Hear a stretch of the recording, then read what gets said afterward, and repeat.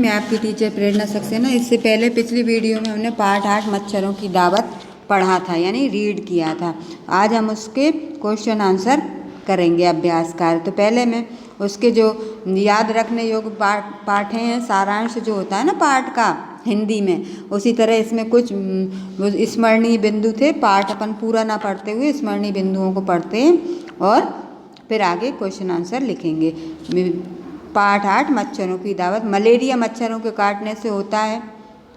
Malaria की दवाई बहुत पुराने समय में सिनकोना पेड़ की छाल से बनाई जाती थी।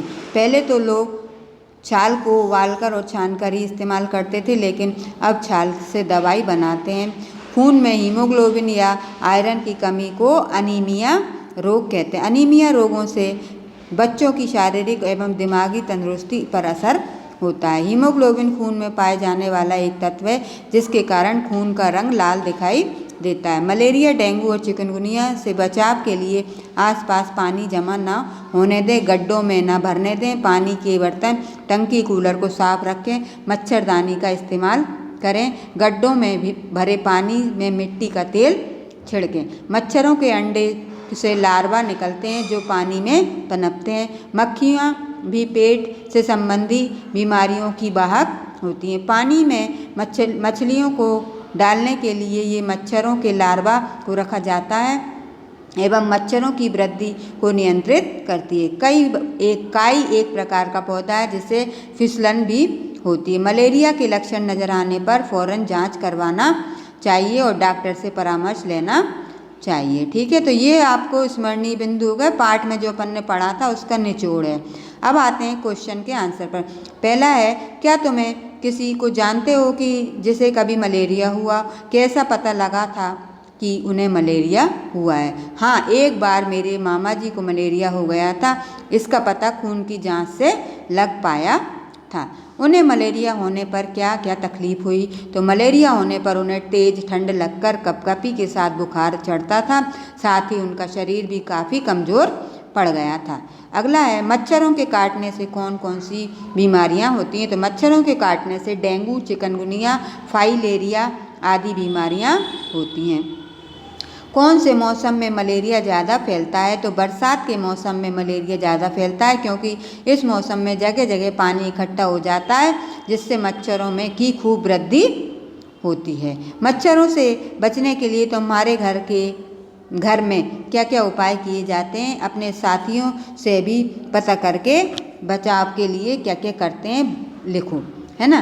तो हमारे और हमारे साथियों के यहाँ मच्छरों से बचने के लिए मच्छरदानी तथा मच्छर भगाने वाली उपक्रमों का प्रयोग किया जाता है। अपन लगाते हैं ना कछुआ, बत्ती, है ना, और भी लगाते हैं लाइट में, क्या क्या चीज़ें लगाते हैं आजकल तो नई नई चीज़ें। इसके अलावा यह भी ध्यान रखा जाता है कि कहीं पर पानी तो जमा नहीं हो रहा। कुएं, पानी की टंकी आदि को भी साफ रखा जाता है। अगला क्वेश्चन है, आरती की रिपोर्ट के हिसाब से हीमोग्लोबिन कम से कम कितना होना चाहिए? तो आरती की रिपोर्ट के हिसाब से हीमोग्लोबिन कम से कम 12 GM डल होना चाहिए। आरती का हीमोग्लोबिन कितने दिनों में कितना बढ़ा? आरती का हीमोग्लोबिन लगभग 3 महीनों में 25 ग्राम अर्थात लगभग 30% बढ़ पाया। अखबार की रिपोर्ट में अनीमिया से होने वाली परेशानी के बारे में क्या लिखा? तो अनीमिया से बच्चों की शारीरिक और दिमागी तंदुरुस्ती पर असर होता है। इस कारण बच्चे ठीक से बढ़ नहीं पाते और उनमें फुर्ती भी कम होती है। दिमागी कमजोरी के कारण उन्हें जो कुछ पढ़ाया जाता है उसे भी समझ भी नहीं पाते और समझने में उन्हें परेशानी होती है। क्या तुम्हें या तुम्हारे घर में किसी को खून टेस्ट की ज़रूरत पड़ी और कब और क्यों? हाँ, पिछले साल मेरे मित्र को खून टेस्ट की ज़रूरत पड़ी, क्योंकि डॉक्टर का कहना था कि मेरे मित्र को अनीमिया के लक्षण दिख रहे थे। खून टेस्ट से क्या पता चलता है? खून टेस्ट से पता चलता है कि मेरे मित्र को अनीमिया है। क्या तुम्हारे स्कूल में कभी हेल्थ स्वास्थ्य जांच हुई है? डॉक्टर ने तुम्हें क्या बताया? हाँ, पिछले महीने हमारे स्कूल में हेल्थ जांच हुई थी। पिछले महीने में नहीं, पिछले साल तो हुई थी ना। अपने यहाँ होती है हर साल, टीके लगते हैं, बच्चे रोते हैं, है ना, हम नहीं लगवा रहे, हम नहीं लगवा। लेकिन ये क्या है, आप लोगों के स्वास्थ्य के लिए लाभदायक रहते हैं, इसलिए हमें स्कूलों में भी हेल्थ क्लब लगवाना पड़ता है। डॉक्टर ने मुझे बताया कि पूर्ण रूप से स्वस्थ हूँ। अगला क्वेश्चन है आपका, ये पोस्टर कौन लगाता है? अखबार में इस तरह के पोस्टर कौन देता है? ये पोस्टर सरकारी कर्मचारी लगाते होंगे, अखबार में इस तरह के पोस्टर सरकार देती है। इनमें से किन बातों का ध्यान दिलाने की कोशिश की गई है? इनमें टंकी, कूलर एवं गड्ढे के चित्र इसलिए दिखाए गए हैं क्योंकि इन जगहों पर अक्सर पानी जमा हो जाता है जिससे मच्छर पनपते हैं, अतः ऐसी जगहों पर पानी जमा न होने दें, इस बात का ध्यान दिलाने की कोशिश की गई। सोचो, पानी में मछलियाँ डालने के लिए क्यों कहा होगा? ये मछलियाँ क्या क्या खाती होंगी? मछलियाँ मच्छर के लार्वे को खा जाती हैं, इससे मच्छरों को पनपने से रोका जा सकता है। इसी कारण पानी में मछलियाँ डालने के लिए कहा जाता है। पानी में तेल का छिड़काव करने को क्यों कहा गया है?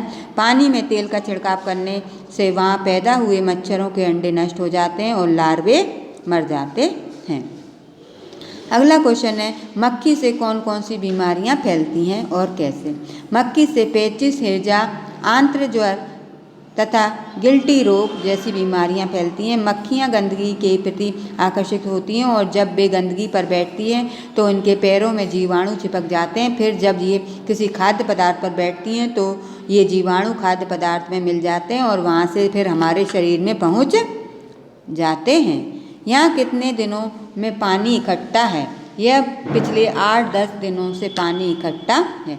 जिन जगहों की सफाई की जिम्मेदारी किसकी है? स्कूल के अंदर सफाई की जिम्मेदारी स्कूल प्रशासन की है, जबकि स्कूल के बाहर की सफाई की जिम्मेदारी नगर पालिका की है। पानी में क्या क्या नज़र आ रहा है? तो सड़क तथा गड्ढे का पानी काफ़ी गंदा है, इसमें काई के साथ साथ मच्छर भी तैरने नज़र आ रहे हैं। इन गड्ढों और नालियों की मरम्मत करवाने की जिम्मेदारी किसकी है? तो स्कूल के आसपास के गड्ढों और नालियों की मरम्मत करवाने की जिम्मेदारी नगरपालिका की होती है। क्या इनमें से किसी जगह पर इकट्ठे हुए पानी में लार्वे दिख रहे हैं? हाँ, सड़क, गड्ढे, स्कूल का मैदान तथा नालियों में पानी के लार्वे दिख रहे हैं। इन जगहों पर पानी इकट्ठा होने के क्या क्या परेशानियां हो सकती हैं? लिखो। इन जगहों पर पानी इकट्ठा होने से यहाँ मच्छर आदि पनप रहे हैं। सड़क और स्कूल के मैदान में पानी इकट्ठा होने से वहाँ चलने में परेशानी होती है। तुमने काई और किन किन जगहों पर देखी है? हमने स्कूल के नाले, हैंडपंप के चबूतरे के पास और पुरानी दीवारों पर काई लगी देखी है। क्या किनारे पर या पानी के कुछ पौधे दिख रहे हैं? उनके नाम बताओ, उनके चित्र अपनी कॉपी में बनाओ। हाँ, किनारे पर तथा पानी में कुछ पौधे दिख रहे हैं। ये शैवाल और मांस हैं। इन्हें लगाया गया है या फिर ये अपने आप उगाए हैं? ये अपने आप ही उगाते हैं। पानी में और क्या क्या दिख रहा है? सूची बनाओ। पानी में शैवाल के अलावा कुछ छोटी मछलियाँ, मेंढक, लार्वे, तैरते हुए कीड़े तथा मच्छर आदि दिखाई दे रहे हैं। अपने घर में, स्कूल में और आसपास मच्छर ना हो, इसके लिए तुम्हारी क्या जिम्मेदारी है? इसके लिए तुम क्या क्या करोगे? तो अपने घर में, स्कूल में और आसपास मच्छर ना हो, इसके लिए हम निम्न कदम उठाएंगे। कौन कौन से कदम उठाएंगे? घर तथा स्कूल के आसपास पानी इकट्ठा नहीं होने देंगे। कूलर तथा पानी की टंकी में समय समय पर सफाई करेंगे और गड्ढों तथा नालों में DDT तथा तेल का छिड़काव करेंगे। ठीक है, तो इस तरह से आपके जो क्वेश्चन आंसर हो गए पार्ट 8 के, क्या नाम है, मच्छरों की दावत। ठीक है ना।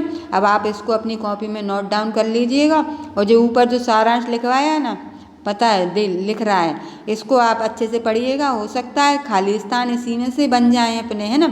ये तो सिर्फ क्वेश्चन आंसर ही बने या जोड़ियाँ बन जाएं, है ना। कुछ कुछ बना सकते हैं अपन इनमें से, तो वो आगे आप पढ़ लीजिए, समझ लीजिए और नोट डाउन कर लीजिए अपनी कॉपी में। नेक्स्ट वीडियो में फिर मिलेंगे अगली चैप्टर के साथ। तब तक के लिए थैंक यू, बाय बाय।